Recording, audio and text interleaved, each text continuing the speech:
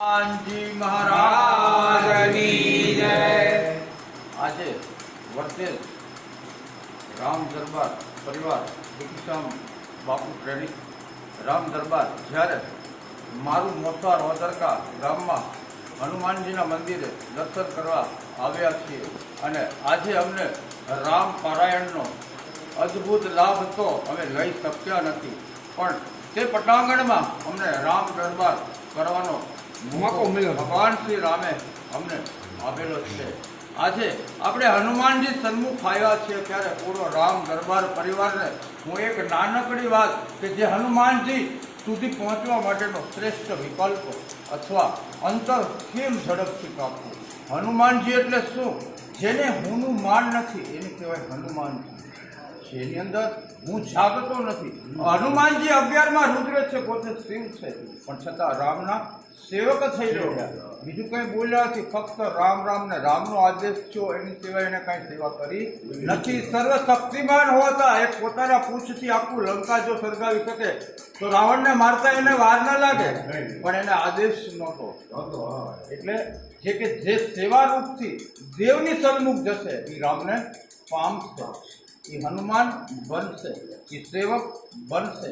આ સમાજમાં તમારી સેવાથી અને પરમાર્થના ભાવથી નિષ્કામ ભાવથી કરેલી સેવાથી તમે પ્રથમ હનુમાનજીના શરણમાં પહોંચશો અને ત્યારબાદ ભગવાન શ્રી રામ કૃષ્ણ કે ભગવાન વિષ્ણુ કહો કે સદા શિવ કહો કે માં જગદંબા કહો, હરિતારા નામ છે હજાર કે એકને એક સ્વરૂપના અનેક કહેવાય। માયાથી લીલાથી આ બધી વસ્તુ આ દુનિયામાં સર્જન કરવામાં આવેલી છે। તો ભગવાન હનુમાનજી સુધી પહોંચવા માટે હનુમાનજી એને નાના હતા ત્યારે ઋષિ મુનિઓએ શ્રાપ આપ્યો હતો। એમ કે હનુમાનજી હતી એમના માતાથી અંજની માતાને ઋષિ મુનિઓએ શ્રાપ આપ્યો હતો કે તમારું બાળક એક દિવસમાં મરી જશે। ત્યારે હનુમાનજી એક દિવસના અંજની માતાના ખોરામાં હતા અને ત્યારે માતા અંજની રડતા હતા અને ત્યારે એના અશ્રુ હનુમાનજીની છાતી ઉપર પડ્યું। ત્યારે હનુમાનજી આંખ ખોલી એક દિવસનું બાળક એણે માને પૂછ્યું કે હે માં, હું તારા ઘરે આવ્યો છું અને તું કેમ રુદન કરે છે? ત્યારે માતાએ કીધું કે મને ઋષિ મુનિઓનો શ્રાપ છે કે તારું બાળક બીજા દિવસે સૂર્યોદય થશે ત્યારે મરી જશે। ત્યારે જ હનુમાનજીએ માતાના ખોરામાંથી પાટું માર્યું અને સામે પર્વતને ચૂર ચૂર કરી નાખ્યો। ત્યારે માતાને કીધું જય શ્રી રામ માં, હું કાલનો સૂરજ જ ઉગવાનો દઉં। અને હનુમાનજી આકાશમાં એક દિવસના હનુમાનજી ઉડ્યા કરી ગયા। ઘણા બધા સમય સુધી આ ધરતી ઉપર અંધકાર છવાયેલો રહ્યો। ત્યારે દેવતાઓ ઋષિ મુનિઓ ત્રાહી મામ થઈ ગયા અને ભગવાનને કીધું કે હનુમાનજી સૂર્યને કરી ગયા છે, તમે સૂર્યનારાયણને મુક્ત કરાવો તો આ જગતમાં પ્રકાશ થશે, નહીં કરશે જગત છૂટું જ રહેશે, અંધકારમય જ રહેશે।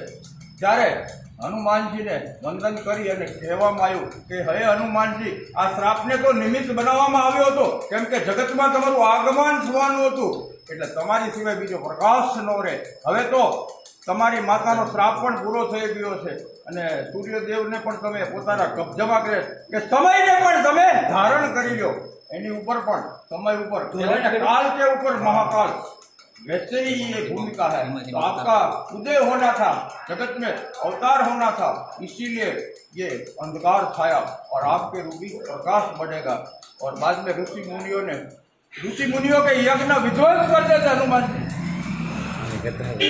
जी। ऋषि मुनियों ना यज्ञ विध्वंस करता था, ऋषि मुनिए हनुमान जी ने श्राप आप्यो।